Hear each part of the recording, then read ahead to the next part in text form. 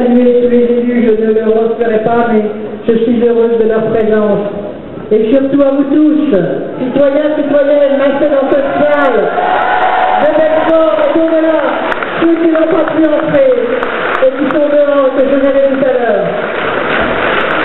Alors dans cette dernière ligne droite, la présence ici est symbolique, pas seulement à cause du lion. C'est vrai qu'il en faut de la force et du courage. Et j'en ai parce que je me bats avec vous pour gagner. Pour gagner. Parce que d'abord la France mérite bien mieux que ce qu'elle a. Et qu'il faut absolument lui éviter le retour d'une droite qui a beaucoup détruit, qui a beaucoup fait d'insécurité, de fractures, de ruptures, de précarité, une droite qui nous laisse une France endettée, tirée vers le bas, où de nombreux Français se demandent s'ils comptent encore pour quelque chose. Alors il faut éviter à la France une droite encore plus dure. Et lorsque on voit s'accumuler les déclarations du candidat de l'UMP qui petit à petit révèle son vrai projet, celui qui cache encore partiellement, mais qui sera encore beaucoup plus dur pour les faibles et beaucoup plus généreux pour les forts. Alors cette loi du plus fort, moi je vous propose la loi du plus juste. La voulez-vous, cette France plus juste? La voulez-vous, cette France plus calme? La voulez-vous, cette réforme avec la sérénité? La voulez-vous, le retour à la paix civile? Partant, voilà assez de ce projet et de ces actions qui dressent les Français les uns contre les autres, qui distillent les rancœurs, les haines, les jalousies de toutes sortes. Et cette France-là, ça n'est pas celle que nous voulons construire, nous, hommes et femmes de gauche, et au-delà, hommes et femmes de progrès. Tous ceux qui pensent que la personne humaine et son respect doivent être mis au cœur de toutes les décisions publiques. Tout cela, tous les citoyens qui aujourd'hui encore hésitent, qu'ils ouvrent les yeux, qu'ils regardent les débats publics, et je n'ai même pas la peine d'en rajouter par rapport à tout ce qui est dit et qui ne fait pas honneur au débat public. Alors j'en appelle à tous les citoyens de gauche, engagés à gauche depuis toujours.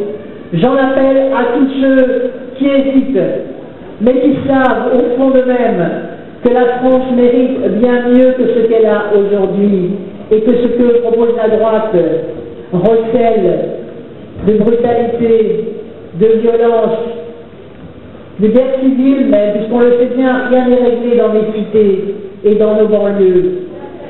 Rien n'est réglé, au contraire, les services publics sont en recul. Les menaces pèsent sur nos anciens avec les promesses de déremboursement et de franchise médicale. Oui, tout cela est dangereux pour la France. Oui, tout cela est brutal pour la France. Oui, tout cela est le contraire de nos valeurs républicaines fondamentales. Oui, il nous faut un sursaut. C'est à ce sursaut que je vous appelle aujourd'hui, hommes et femmes de gauche, citoyens et citoyennes, engagés pour que l'humanité progresse. Tous ceux et toutes celles qui ne savent pas et qui nous disent qu'ils ne comprennent plus les clivages entre la droite et la gauche, mais regardez, ils sont aujourd'hui sous nos yeux, ces clivages. Et même à ceux qui se disent, à quoi bon la politique? Moi je leur dis, mais regardez le débat que nous avons sous nos yeux. Jamais la politique n'a été aussi importante. Jamais elle n'a eu autant de sens pour défendre les valeurs fondamentales qui sont les miennes de toujours. Moi je n'ai pas besoin d'inventer des concepts. Je n'ai pas besoin, comme l'a fait le candidat de l'UMP, de citer Jaurès 27 fois hier. Vous rendez-vous compte? Pendant que son bras droit, M. Hortefeux, manifestement, si j'en crois à la presse de ce matin, commence à négocier en douce avec le Front National. Alors il faut en revenir à la vérité et à la morale de la parole politique. Et si l'on veut battre cette droite-là, cette droite dure, cette droite qui ne dit pas la vérité, cette droite qui cache encore ses véritables intentions, cette droite qui a une conception selon laquelle c'est finalement l'exacerbation des brutalités, des précarités qui feraient avancer la France, cette droite qui a fait justement reculer la France et qui n'a même pas le courage d'assumer le bilan de ce qu'elle a fait. Ça en dit long. On dirait qu'ils ne sont même pas les candidats sortants. Mais si c'est le candidat sortant, il ne faut pas l'oublier. Et donc nous sommes dans cette dernière ligne droite.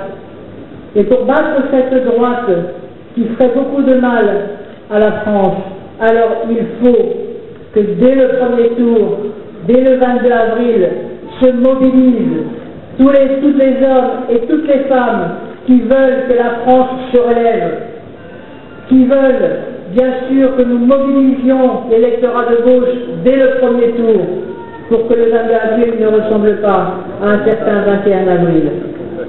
Mais tous celles et ceux aussi, au-delà de la gauche, qui pensent que la France a la capacité de mettre en place le progrès social pour tous et le respect pour chacun.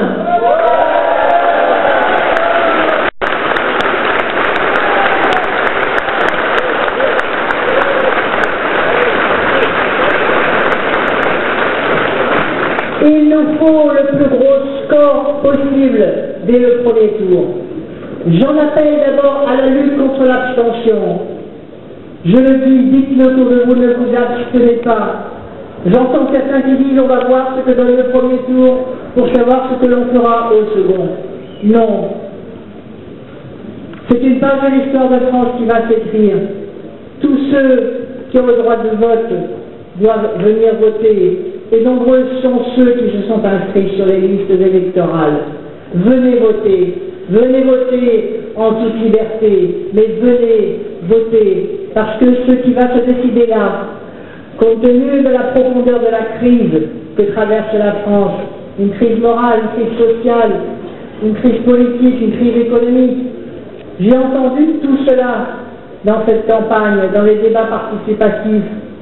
Je l'ai senti, cette colère qui gronde contre les inégalités, contre le sentiment de ne plus comprendre le monde, contre l'exigence de comprendre est-ce que la politique peut peser encore sur le cours des choses.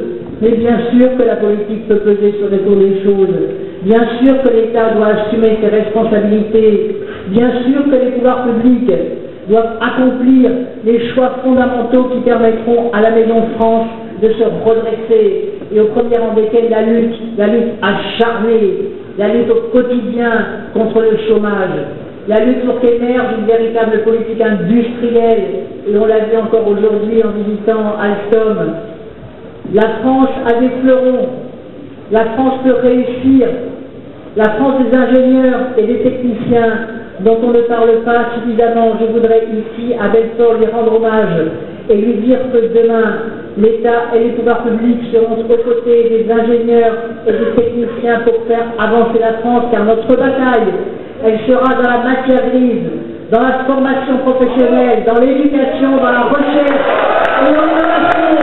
Tout ce que la droite a abandonné, tout ce qu'elle a fait reculer, nous le remettrons à niveau. Et moi j'ai confiance